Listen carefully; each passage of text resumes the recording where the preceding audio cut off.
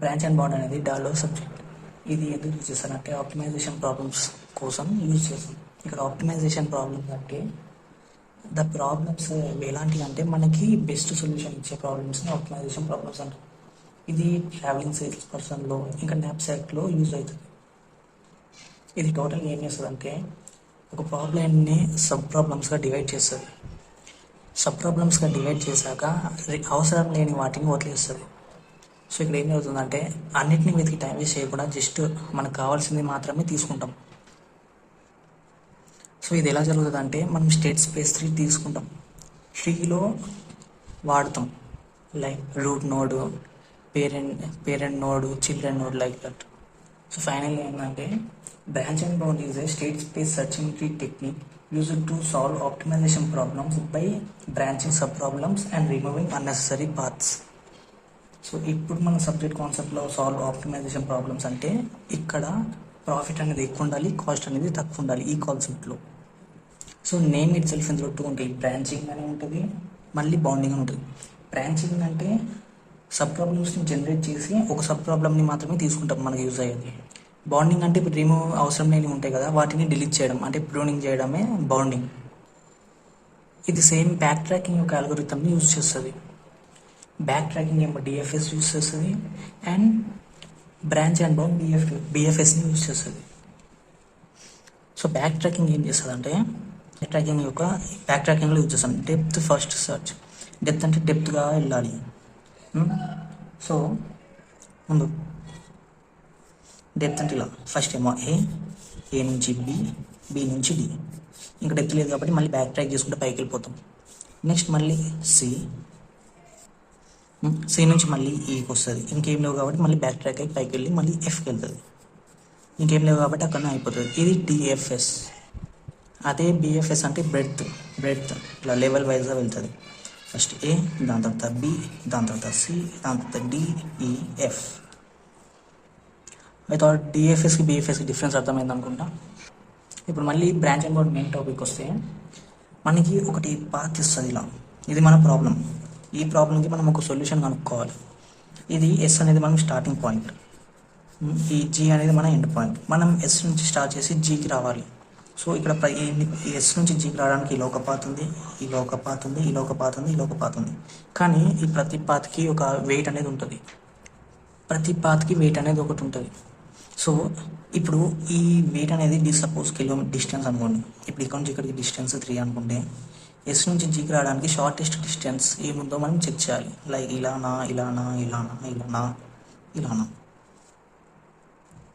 ఇప్పుడు మనం state space tree use చేస్తామని చెప్పాం. సో ఇప్పుడు ట్రీ యూజ్ చేసుకుని డయాగ్రామ్ అనేది చేస్తాం.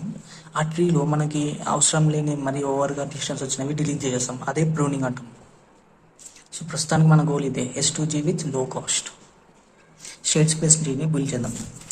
మనం ఇందాకటి సమ్లో ఫస్ట్ ఎస్ నుంచి స్టార్ట్ అవ్వాలి కాబట్టి ఎస్ అనేది మన రూట్ నోడ్. మనం ఎస్ నుంచి ఎక్కడికి వెళ్ళొచ్చు. ఇందులో ఎస్ నుంచి బీకి వెళ్ళొచ్చు, ఎస్ నుంచి ఏకి వెళ్ళొచ్చు, ఎస్ నుంచి బీకి వెళ్ళొచ్చు. సో నేను ట్రీలో రాసా ఎస్ నుంచి ఏకి ఒక పాత్, ఎస్ నుంచి బీకి ఒక పాత్. ఇనిషియల్గా ఇక్కడ మన డిస్టెన్స్ అనేది 0. ఎస్ నుంచి ఏకి 3 కిలోమీటర్స్, అలాగే ఎస్ నుంచి బీకి 6 కిలోమీటర్స్.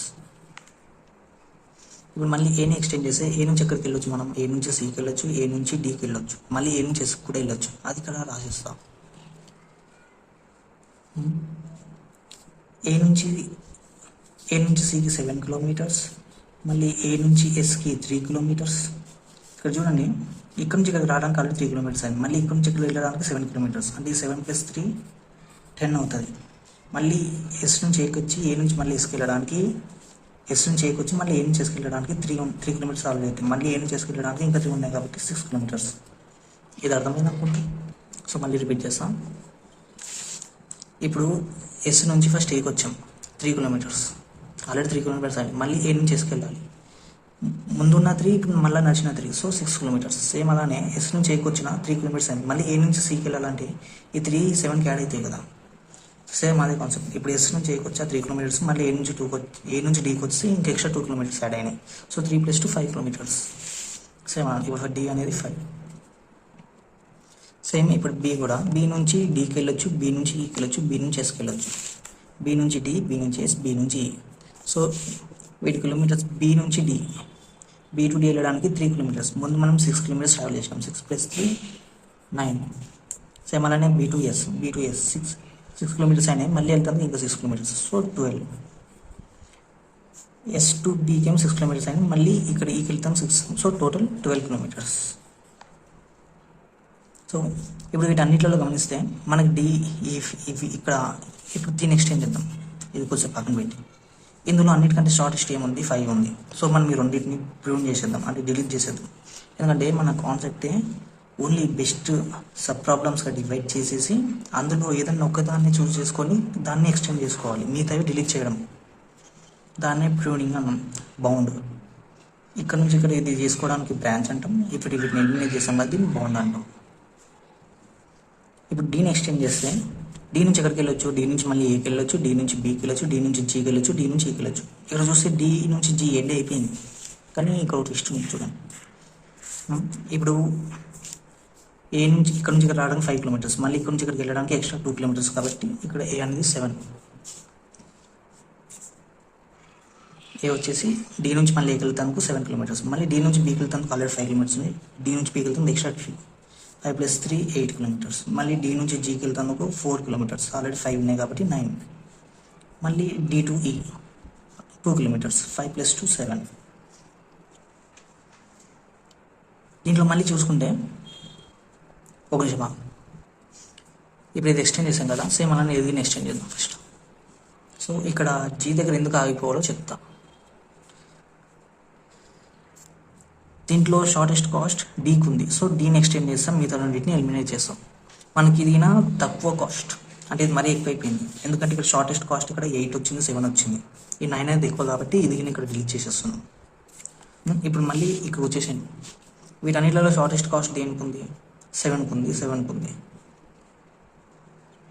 షార్టెస్ట్ పాత్ ఇది ఇక్కడ ఉంది, ఇక్కడ ఉంది. ఇక్కడ జీకి ఏమో 9 వచ్చింది. సో ఇక్కడ కేసెస్ ఏమవుతుందంటే ఇక్కడ షార్టెస్ట్ డిస్టెన్స్ ఉంది, ఇక్కడ లాంగెస్ట్ డిస్టెన్స్ ఉంది. సో మన డెస్టినేషన్ లాంగెస్ట్ డిస్టెన్స్తో రీచ్ అవుతే అది సెట్ కాదు, షార్టెస్ట్ తక్కువనే కాస్ట్ ఉండాలి. సో ఇప్పుడు ఇది తక్కువ ఉంది కాబట్టి రెండింటిని ఎలిమినేట్ చేసేస్తాం. మళ్ళీ ఇప్పుడు ఈ వేలో వెళ్ళి జీకి ఎక్కడన్నా తొందర 9 కిలోమీటర్స్ కాకుండా ఇంకా తక్కువ కిలోమీటర్స్లో వెళ్తామా అని చెక్ చేస్తాం. ఇప్పుడు ఏని ఎక్స్టెండ్ చేస్తాం, ఈని కూడా ఎక్స్టెండ్ చేస్తాం. సో ఏని ఎక్స్టెండ్ చేస్తే సేమ్ ఇవే సిఎస్డి, ఏ నుంచి మళ్ళీ సికి వెళ్ళొచ్చు, ఎస్కి వెళ్ళొచ్చు, డికి వెళ్ళొచ్చు. Same cost 3 to 7. Already 7 kilometres travel చేసాం కాబట్టి ఏ నుంచి సికి వెళ్తాం, ఇంకా 7 ఉన్నాయి. 7 + 7 14. సేమ్ అలానే ఎస్కి డికి రాసేస్తాం. సో ఏ నుంచి సికి వెళ్తానికి, ఎస్కి వెళ్తానికి మరి ఇక్కడ మన max 9 kilometres, minimum 7 kilometres. So ఇప్పుడు జీకి 9 కిలోమీటర్స్లో వెళ్ళకపోతే 7 కిలోమీటర్స్లో వెళ్తాం, లేదా 8 కిలోమీటర్స్లో వెళ్తాం. ఇక్కడ మరి మ్యాక్స్ వచ్చేసింది కాబట్టి ఇవన్నీ మనకు చెల్లవు, వెళ్ళలేము. సో ఇప్పుడు ఈ మనకున్న వే ఒకటి ఏంటంటే ఈ నుంచి వెళ్ళడం. సో ఇక్కడ ఈ నుంచి మళ్ళీ బీకి వెళ్ళొచ్చు, డీకి వెళ్ళొచ్చు, జీకి వెళ్ళొచ్చు. ఆల్రెడీ ఈకి వచ్చేసరికి 7 కిలోమీటర్స్. అది ఈ టు బి ఇంకా 6 కిలోమీటర్స్. 7 + 6. ఈ నుంచి డీకి వెళ్ళటానికి ఎక్స్ట్రా 2 కిలోమీటర్స్. 7 8 9. ఈ నుంచి డీకి వెళ్తాం. మరి ఈ నుంచి జీకి వెళ్తానికి 1 కిలోమీటర్. ఆల్రెడీ 7 కిలోమీటర్స్ ట్రావెల్ చేసాం. 1 + 7 వచ్చేసి 8. సో ఇక్కడ వీటన్నిటిలో షార్టెస్ట్ పార్ట్ ఏముంది, ఇది ఉంది. సో ఈ రెండు ఎలిమినేట్. సో మన డెస్టినేషన్ ఏంది, జీ. సో వచ్చేసాం. ఇప్పుడు చూసారా, ఇక్కడ జీకి ఈ నుంచి వెళ్తానికి 8 కిలోమీటర్స్ వచ్చింది, ఇక్కడ ఈ జీకి వెళ్తానికి 9 కిలోమీటర్స్ వచ్చింది. సో అందుకని అక్కడ జీని కంటిన్యూ చేయలేదు మనం. ఇక్కడ ఈ జీని మాత్రమే కనుక్కోవడానికి ట్రై చేసాం. సో ఇది branch and bound general method. Problem వస్తుంది ఎస్ టు జీ, దాన్ని డివైడ్ చేస్తాం, బ్రాంచింగ్ చేసేసి మనకు అవసరం లేని రిమూవ్ చేసేస్తాం, దాన్ని బౌండ్ అంటారు, ప్రూనింగ్ చేసేస్తున్నాం. మళ్ళీ అలానే చేసుకుంటూ వెళ్ళిపోయి మనకు కావాల్సిన ప్లేస్కి వచ్చేదాన్ని ఈ బ్రాంచ్ అండ్ బౌండ్ మెథడ్ అంటాం. మీకు థియరీ కావాలంటే డిస్క్రిప్షన్లో ఉంది. సో ఫైనల్గా మన పాత్ ఎస్ నుంచి ఏకి వచ్చాం, ఏ నుంచి డీకి వచ్చాం, డి నుంచి ఈకి వచ్చాం, ఈ నుంచి జీకి వచ్చాం. సో మన కాస్ట్ ఎంత పడింది? మినిమం కాస్ట్ వచ్చేసి 8. ఇది మన ఫైనల్ ఆన్సర్.